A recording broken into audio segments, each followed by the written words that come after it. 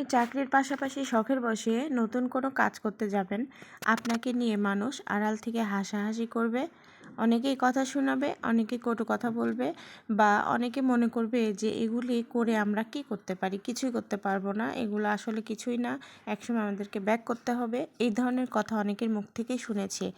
সত্যি বলতে কি, সমাজে এরকম অনেক মানুষ আছে, কিন্তু সবার কথা যদি আপনি শোনেন তাহলে কিন্তু আপনি আপনার শখের কোনো কাজও করতে পারবেন না। আপনি অনেক বাধা পাবেন, কাজে অনেক রকমের বাধা আসবেই। তো বাধাকে উপেক্ষা করে আপনাদেরকে কাজে এগিয়ে যেতে হবে। আমরা যারা কন্টেন্ট করি তাদের আসলে একা একা এই কাজটি করা কঠিন, আমি যেটা বুঝতে পারছি। প্রত্যেকটা কাজ আমাকে একা করতে হয় বলে অনেক সময় আমি সময় মতো ভিডিও আপলোড করতে পারি না। এখানে যদি আমাকে সহযোগিতার জন্য একটা লোক থাকতো, বা আমাকে কেউ ভিডিও করে দিত, বা আমাকে কেউ এডিটিং করে দিত, হয়তো বা আমার আরও সুবিধা হতো। আমি নতুন, হয়তো অনেক কিছুই ভালো করে পারি না, প্রতিনিয়তই শেখার চেষ্টা করছি।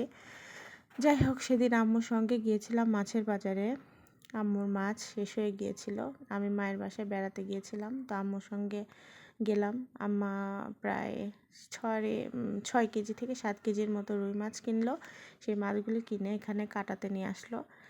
মাছ কাটানোর সময় একটা জিনিস লক্ষ্য করলাম যে এরা শুধু মাছই কাটে, এদের একটা কাজই, ওরা শুধু মাছ কাটে, ওরা আর কিছু করে না। তো মাছ কেটে ওরা সুন্দর করে গুছিয়ে দেয়, ওদেরকে যেভাবে বলা হয় সেভাবেই তারা মাছের সাইজগুলি করে।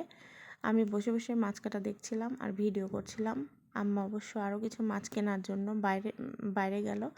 আমি বসে আছি আর মাছ কাটা দেখছি। ভাবলাম যে সারাদিন এই লোকগুলি মাছ কাটে, নিজেরা কতটুকু খেতে পারে আসলে জানি না। যাই হোক, মাছ কাটা শেষে বাসায় এসে মাছগুলিকে আম্মা সিঙ্কের মধ্যে নিয়ে ধোয়ার জন্য সব করলো, পানি ছাড়লো। এখন দেখেন আম্মা কাঠের হাতা দিয়ে মাছ নাড়ছে যাতে হাত কেটে না যায়। পদ্ধতিটা বেশ সুন্দর, তাই না? তো এই মাছের পাশাপাশি আরও কিছু মাছ কেনা হয়েছিল, টাকি মাছ, শোল মাছ, এগুলো আসলে কেনাটা দেখাতে পারিনি। যাই হোক, আমি কাটার সময় ব্যস্ত ছিলাম, ভিডিও করতে পারিনি। তো সবাই আমার জন্য দোয়া করবেন, সবাই সবাইকে ভালো রাখবেন। আসসালামু আলাইকুম।